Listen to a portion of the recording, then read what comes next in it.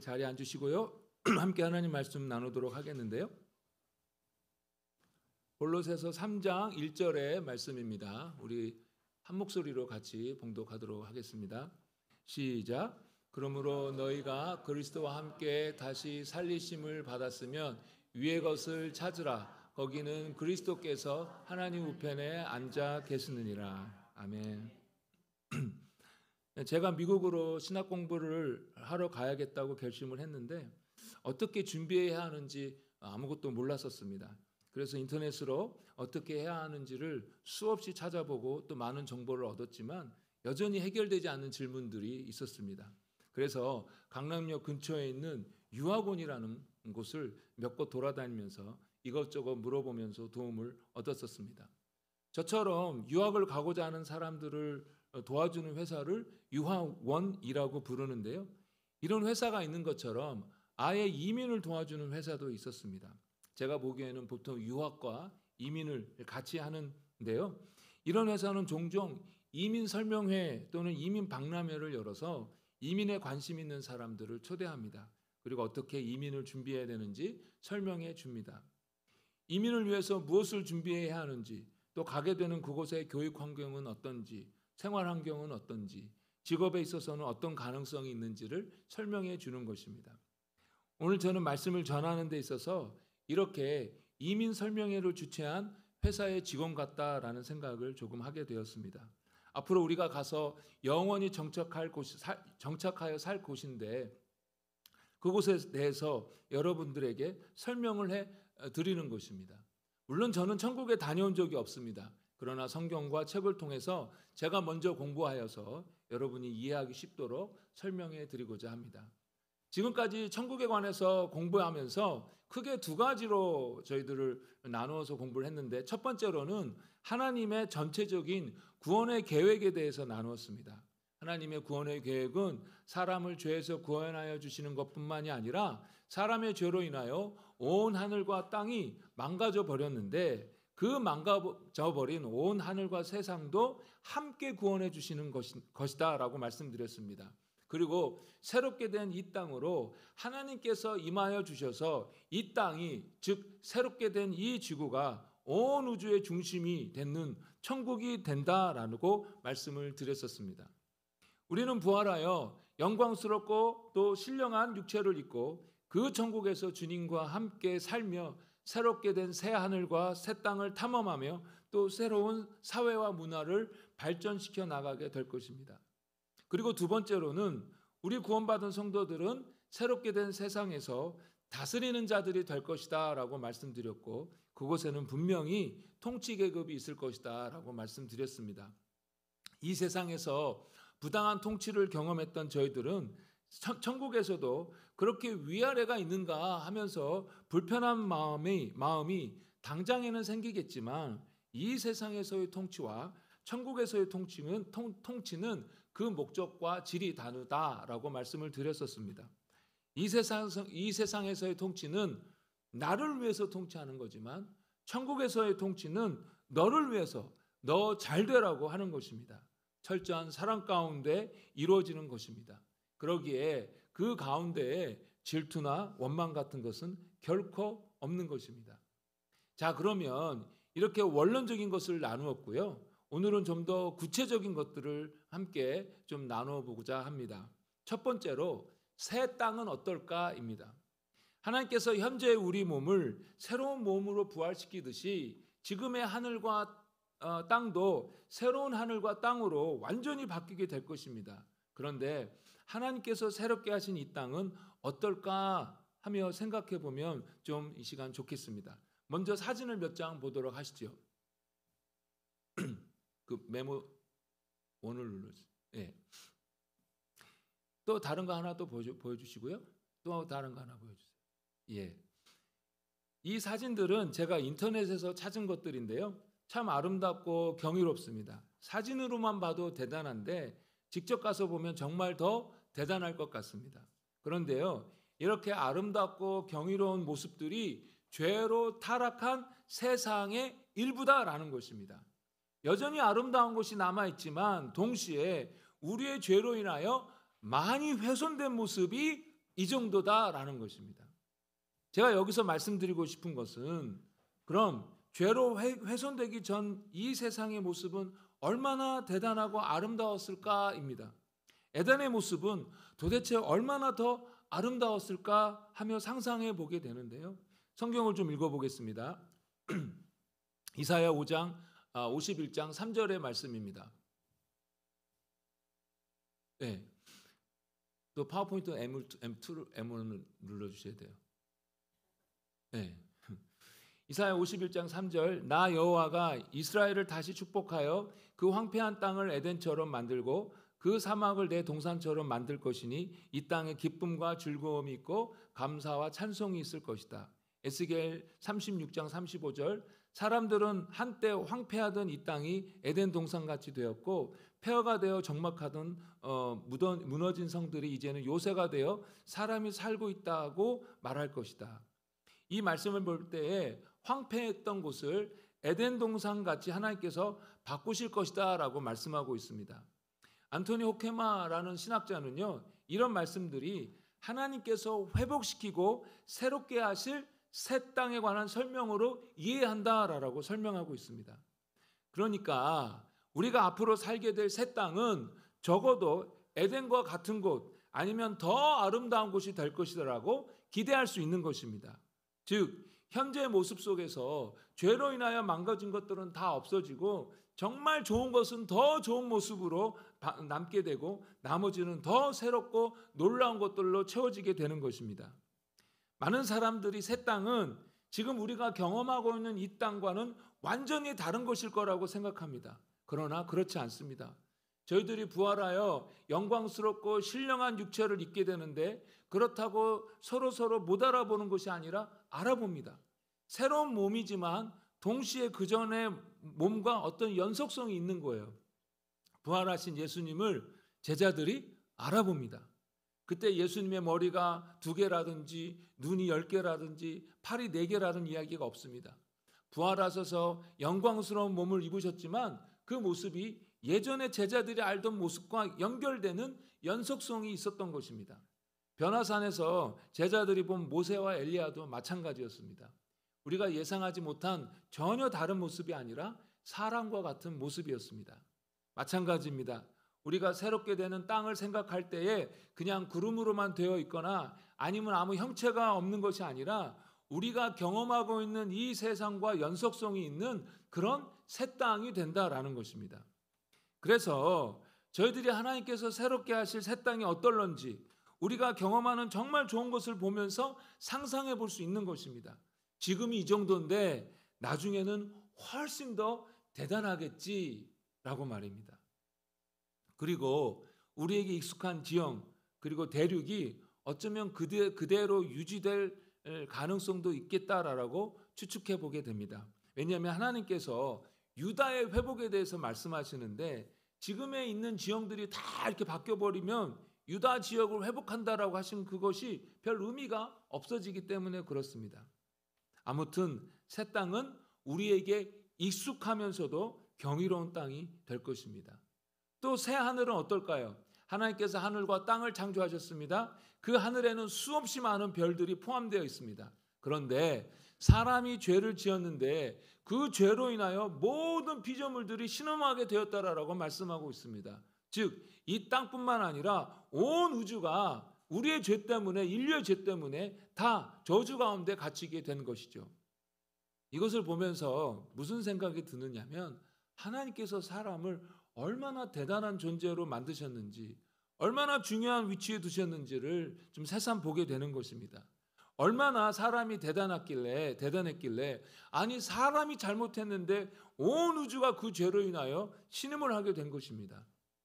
그런데 하나님께서 예수님을 통하여 하늘과 땅을 새롭게 하실 때에 저 우주에 있는 수많은 별들도 다시 회복될 것이다 라는 것입니다.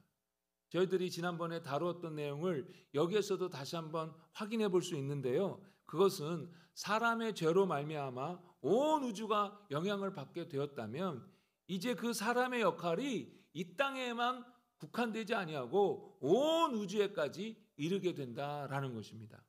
따라서 부활한 저희들은 새로운 몸, 전혀 다치지 않는 몸을 가졌기에 저희들이 새로운 행성으로 가서 다스리게 될 것이다 라고 추측해 볼 수 있는 것입니다.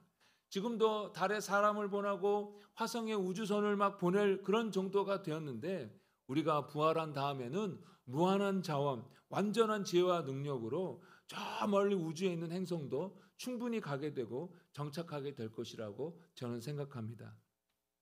제가 주로 참고하고 있는 천국이라는 책을 쓰신 랜디 알콘이라는 목사님은 이기는 자에게 새벽별을 주리라 라고 요한계시록 2장 2장 28절에서 예수님께서 그렇게 말씀하셨는데 예수님께서 정말 이 새벽별 금성을 다스리라고 주실 수도 있다라고 그렇게 해석을 합니다. 물론 그분도 정말 그렇게 할 것이다 라고 단정적으로 말씀하시진 않고 그럴 수도 있지 않는가 라고 이렇게 말씀을 하시는데요. 저도 예수님께서 저희들에게 얼마든지 그렇게 하실 수 있다라고 생각하고 동의합니다. 다음은 우리 자신은 어떤 모습일까 한번 생각해 보도록 하겠습니다. 예전에도 말씀드렸지만 저희들은 우리 각자의 과거를 분명하게 기억하고 있을 것입니다. 우리의 과거를 완전히 잊어버리면 우리는 과거의 사람이 아니라 전혀 다른 사람입니다. 더 이상 같은 사람이 아닙니다. 그때도 말씀드렸지만 과거의 끔찍한 그런 일들을 기억하게 되면 천국에서 행복할 수 있을까라는 의문이 생기지만 꼭 그런 것은 아니다라고 말씀을 드렸었습니다. 구원받은 거지 나사로가 그 지옥에 있는 부자, 그 끔찍한 장면을 보고 이 부자 나사로가 낙원에서 힘들어했는가 하면 그렇지 않았었습니다. 따라서 우리는 우리의 과거를 기억하고 있고 그 과거가 설령 끔찍한 일이었다 할지라도 천국에서는 더 이상 문제가 되지 않는 일일 것이다 라는 것입니다. 그리고 우리는 이제 지금도 각각 다 다른데 부활에서도 다 고유한 개성을 가지게 될 것입니다. 우리의 인성, 우리의 기억, 성품, 은사, 열정, 관심 분야가 사람마다 다 다른데 부활한 이후에도 그럴 거라는 것입니다. 그래서 다양하게 하나님을 기쁘시게 하며 천국 사회를 발전시켜 나가게 될 것입니다. 또한 저희들은 갈망, 소원을 가지게 될 것입니다. 이 세상에서 우리의 갈망하는 것은 왜곡되고 하나님의 뜻과 어긋나는 것이 많이 있었습니다. 우리의 죄된 본성 때문에 그랬었습니다.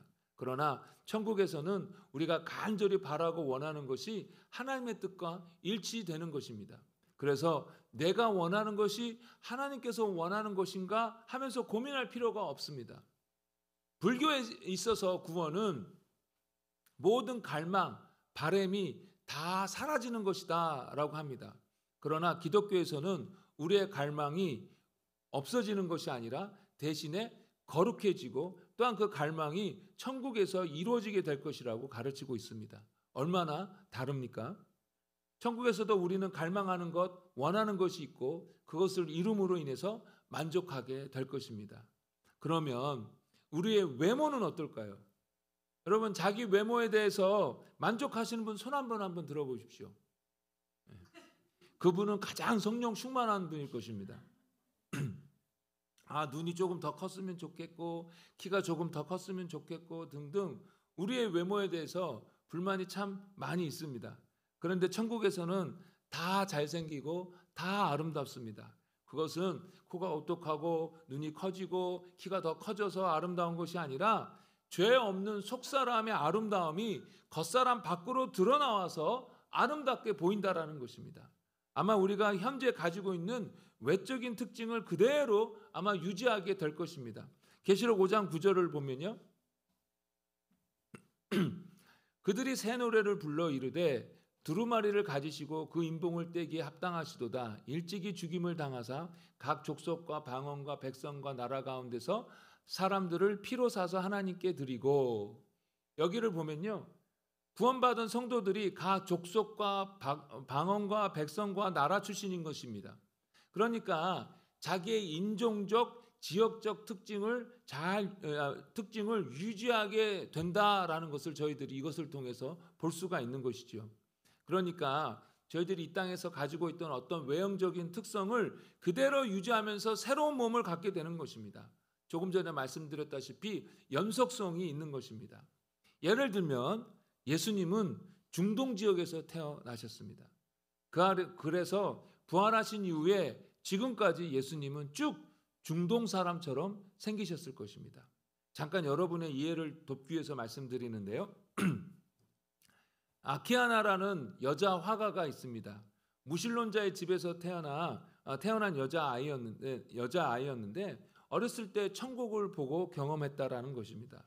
그러면서 그림을 그리는데 이것은 보통 사람의 그림을 넘어선 정말 하나님께서 부어주신 능력 외에는 설명이 안 되는 그런 그림을 어렸을 때부터 그리게 됩니다. 그리고 이 소녀가 예수님에 대한 환상을 보고 그림을 그리는데요. 8살 때입니다. 8살 때. 그런데 이 그림 때문에 이 소녀가 매우 유명해지게 되었습니다. 한편 Heaven is for Real이라는 책이 나왔습니다. 콜튼이라는 4살짜리 아이가 잠깐 죽었다가 살아나게 되었는데 그때 천국을 보고 예수님을 본 것입니다. 이 부모는 이 사실을 모르고 있다가 이 아이가 하나하나 이게 이야기를 하게 되는 것을 보면서 이 아이가 정말 천국에 갔다 왔다라는 것을 확인하게 되었습니다. 어느 날 이 아이의 부모가 그럼 천국에서 예수님을 봤을 텐데 어떻게 생기셨냐 하면서 예수님에 관한 수많은 그림을 보여주었다고 합니다. 그런데 찾지 못하고 있다가 이 아키아나라는 소녀가 8살 때 그린 그림을 보고 바로 이 사진이다 라고 예수님께서 이렇게 생기셨다고 지적한 것입니다. 그 그림을 보여주시죠. 네. 저희들은 천국에 대해서 나눌 때에 성경의 근거에서 생각해보고 추론하는 것이지 누구의 간증이나 경험의 근거에서 나누지는 않습니다. 그러나 제가 여기서 나누고 싶은 것은 예수님의 모습이 보통 우리가 영화에서 봤던 백인의 모습이 아니라 중동 사람처럼 생긴 것이 매우 설득력 있다라는 것입니다. 이렇게 우리는 우리의 인종, 개성 등등을 부활해서도 이어갈 것입니다. 또한 우리는 더 이상 아프지 않고 완전하며 강할 것입니다. 우리의 연약한 육체에서 해방되는 것뿐만 아니라 우리의 연약한 마음과 정신에서도 해방될 것입니다. 완전해지고 강건해질 것입니다. 지금 이 시대에 몸이 아픈 사람들이 참 많이 있지만 정신적으로 아픈 사람들도 너무나도 많습니다.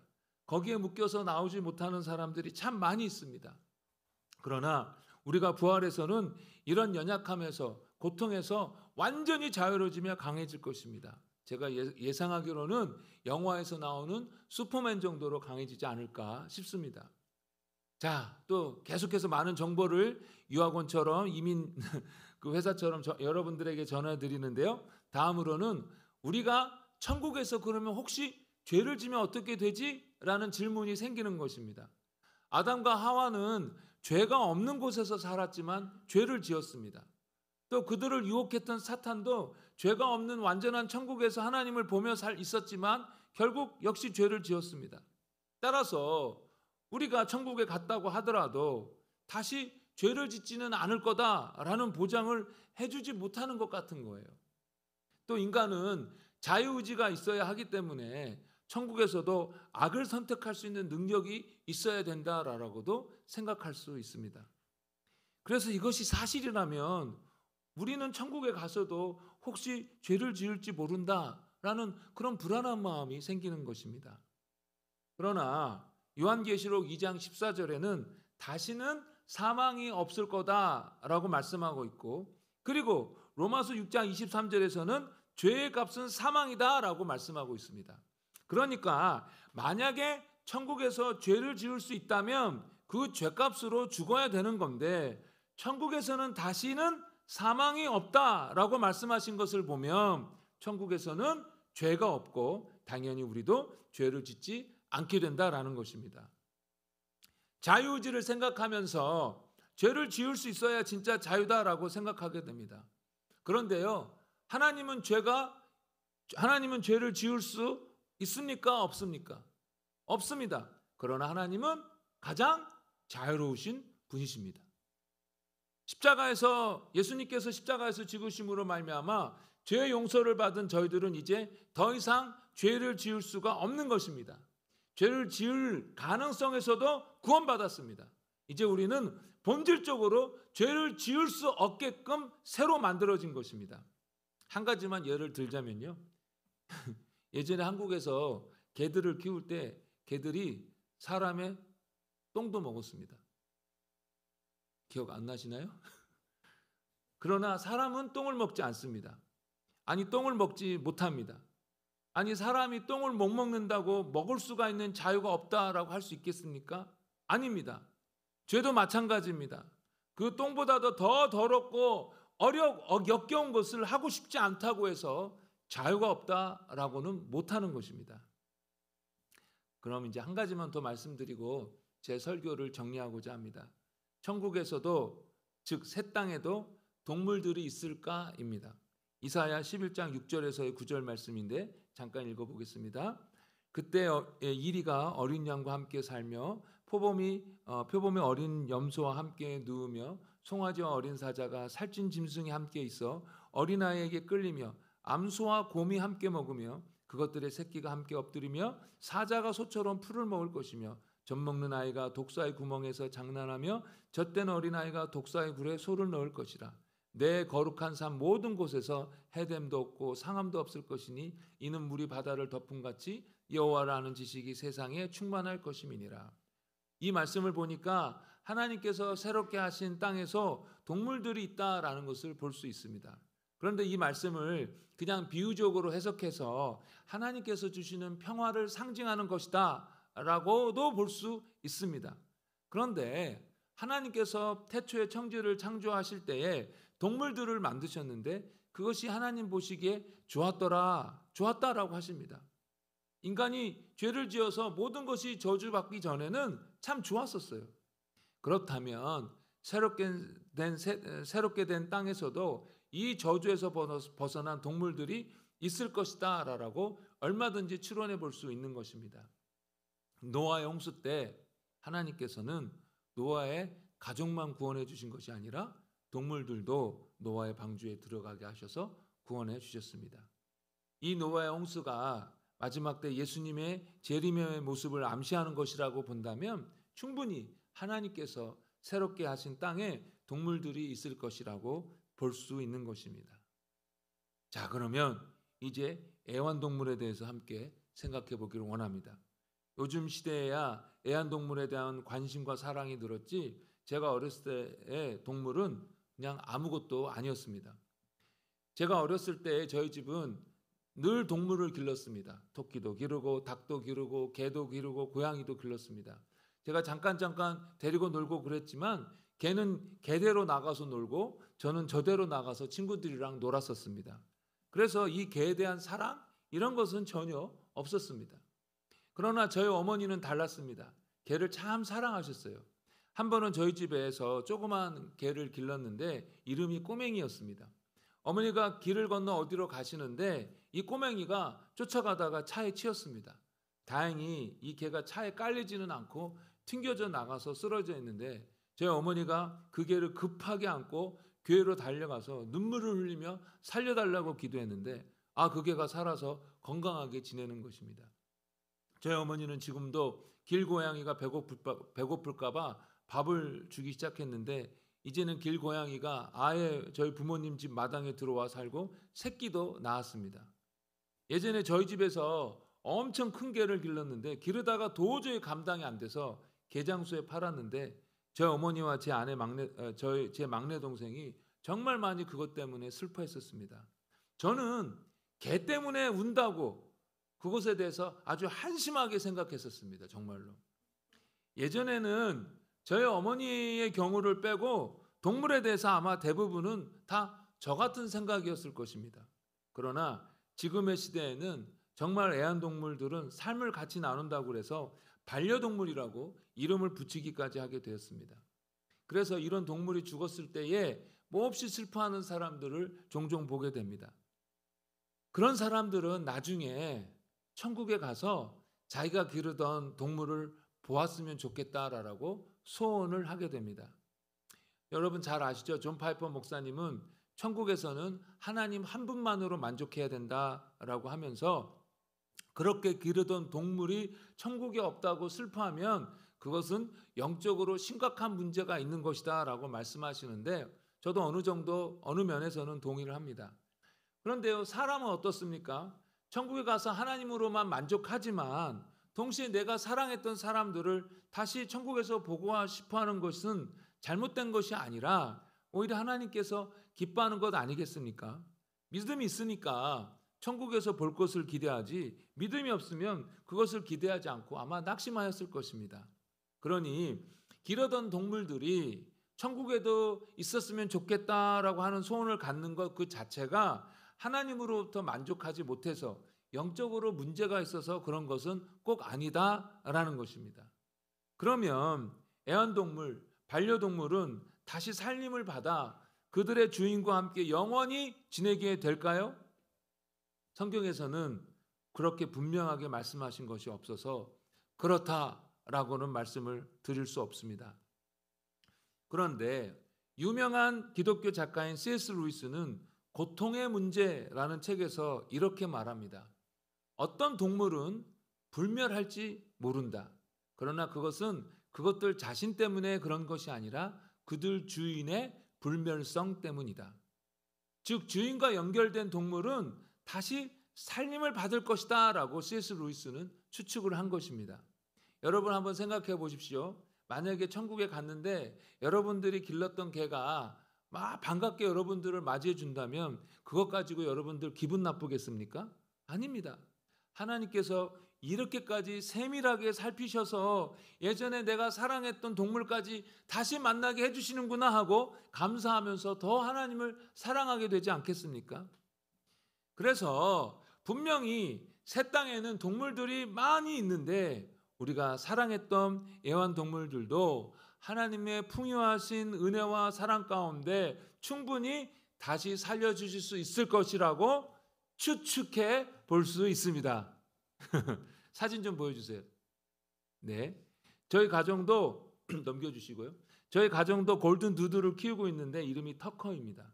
저도 나중에 천국에서 터커를 보고 싶습니다. 하나님께서 그렇게 해주시면 참 좋겠습니다. 말씀을 정리하겠습니다. 처음 제가 이민 설명회에 대해서 말씀드렸었습니다. 바쁘게 생활하는 와중에 굳이 이민회사가 여는 이민 설명회에 왔다고 한다면 왜 왔겠습니까? 이민에 관심이 있기 때문에 온 것 아니겠습니까? 오늘 제가 이렇게 저렇게 천국이 어떨까 하고 설명을 드렸었습니다. 근데 여러분 저의 이런 설명이 솔직히 어떻게 들리셨습니까? 아 지겹다 였습니까? 아니면 아 그런 거였어? 하면서 설레이는 마음으로 여러분 들으셨습니까? 하나님께서는 저희들이 천국에 대해서 지속적인 관심을 갖고 살기를 원하십니다. 그래서 골로새서 3장 1절에 이렇게 말씀하고 있습니다. 그러므로 너희가 그리스도와 함께 다시 살리심을 받았으면 위의 것을 찾으라, 천국을 찾으라. 거기는 그리스도께서 하나님 우편에 앉아 계시느니라. 예수님을 통하여 구원받은 자라면 위의 것을 찾아야 하고 또 찾게 되는 본능이 있습니다. 그래서 천국에 관한 소식이나 가르침이 있을 때 귀가 활짝 열리는 것입니다. 저는 오늘 이 천국에 대한 설교를 준비하면서 저 스스로에게 또 다시 한번 큰 은혜가 되었습니다. 천국은 그저 추상적인 것이 아니라 실제하며 우리가 살고 있는 이 세계와 비슷하면서도 훨씬 더 좋은 것이고 우리는 부활한 몸으로 이 모든 것을 하나님의 사랑 가운데 충만하게 누리게 될 것입니다. 천국은 지겹게 예배만 드리는 것이 아니라 물론 예배도 지겹지 않고 매번 예배 드릴 때마다 황홀한 경험을 누리게 될 것이지만 그 외에도 무궁무진하게 저희들이 흥분해서 해야 할 일도 가득할 것입니다. 이 땅에서 주를 위하여 수고하느라 누리지 못한 것들도 천국에서는 충분하게 누리게 될 것입니다. 가족과 고향을 떠나 선교지에 있는 많은 주님의 종들은 천국에서 그의 가족들과 다시 재회하게 되고 사랑하며 지내게 될 것입니다. 자녀를 잃은 부모들도 천국에서 그 자녀를 만나며 이 땅에서 경험했던 그 가슴 찢어지는 고통을 보상받게 될 것입니다. 몸이 아파서 고통 가운데 있던 사람들, 정신적인 문제로 고통 가운데 있는 사람들도 완전하게 건강하게 되어 하나님께서 새롭게 하신 세상 속에서 더욱 활력 있게 완전한 지혜를 가지고 멋진 일들을 감당하게 될 것입니다. 하나님은 사랑이십니다. 모든 좋은 것을 예비하시고 저와 여러분이 그것을 꼭 누리길 원하십니다.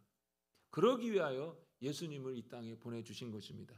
그러니 예수님을 꼭 붙들고 예수를 의지하고 따라가는 저와 여러분 되시기를 주님의 이름으로 축복합니다.